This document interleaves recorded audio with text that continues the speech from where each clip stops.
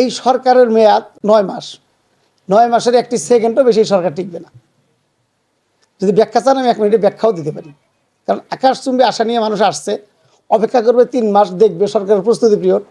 পরবর্তী 3 মাস যখন গোসাগরে বাড়ি ফিরে যাবে, পরবর্তী 3 মাসে গণ আন্দোলনে সরকার বিদায় নেবে। কারণ সরকার যে পদক্ষেপগুলো নিয়েছে এটা আত্মঘাতী। অর্থাৎ আপনারা অনেকেই কৃষকের সন্তান, কৃষি খামার নামে যে খামারগুলো আমরা করি এটা আত্মঘাতী খামার। অর্থাৎ আপনি গরুর খামার করছেন। এই গরুর খামারের কাজটা কি? গরুর খামারের কাজ হলো একটা গরু বিক্রি করবেন, 20টা গরুতে খামার করছেন, একটা গরু বিক্রি করবেন 19টা গরুরে খাওয়াবেন, আবার একটা বিক্রি করবেন 18টা খাওয়াবেন, পরে আরেকটা বিক্রি করবেন 17টারে খাওয়াবেন, লাস্ট মুহূর্তে একটা থাকবে ওটা বেঁচে নিজে খেয়ে বাড়ি যাবেন। এগুলো আত্মঘাতী প্রজেক্ট। তাই সরকার একটা আত্মঘাতী প্রজেক্ট নিয়েছে, সেটা হলো কি ফ্যামিলি কার্ড, যেটা রিশিডিউল নাই। অর্থাৎ যে কার্ডে কোনো ইনকাম নাই, পরবর্তী দেওয়ার কোনো রাস্তা নাই, এই রিশিডিউল কার্ড এই দেশকে ধ্বংস করবে, সরকারকে ধ্বংস করবে, এই সরকার এই দেশ থেকে বিদায় করবে।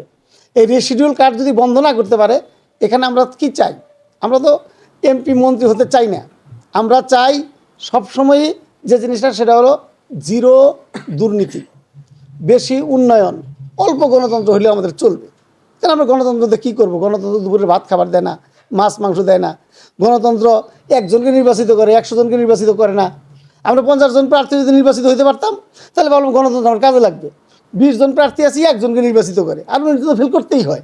তাই আমরা তো গণতন্ত্র তেমনভাবে চাই না। আমরা চাই উন্নয়ন, আমরা চাই জিরো দুর্নীতি। কিন্তু এই ফ্যামিলি কার্ড যে দুর্নীতির জন্ম দিচ্ছে, অর্থাৎ রন্দে রন্দে দুর্নীতি প্রবেশ করতেছে ফ্যামিলি কার্ডকে কেন্দ্র করে। এই ফ্যামিলি কার্ডের কারণে বিএনপির লোকজন বিএনপি থেকে মাথা সরাই নেবে, আর অন্যরা সুযোগ খুঁজবে, একটা বিস্ফোরণ হবে। যে বিস্ফোরণে আমাদের এই বর্তমান সরকার আবার বিদায় নেবে। এতে ক্ষতি হবে কার? ক্ষতি হবে আমাদের। গাড়ি ভাঙবে আমার, সন্তান মরবে আমার, ভাই খুন হবে আমার, সম্পদ নষ্ট হবে আমার। ওদের কিছুই হবে না, রয়েছে হেলিকপ্টার দিয়া কেউ ভারত গেছে, কেউ আবার ইংল্যান্ড চলে যাবে। কিন্তু আমরা সাধারণ মানুষ আবার ক্ষতিগ্রস্ত হবো, আবার 3000 কোটি টাকা খরচ হবে। কার টাকা? কার অর্থ?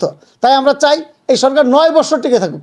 অর্থাৎ 9 বছর টিকে থাকারও প্ল্যান পরিকল্পনা আছে, কিন্তু সরকার তা চাচ্ছে না। সরকার নিজের মরণ নিজে ডেকে আনছে।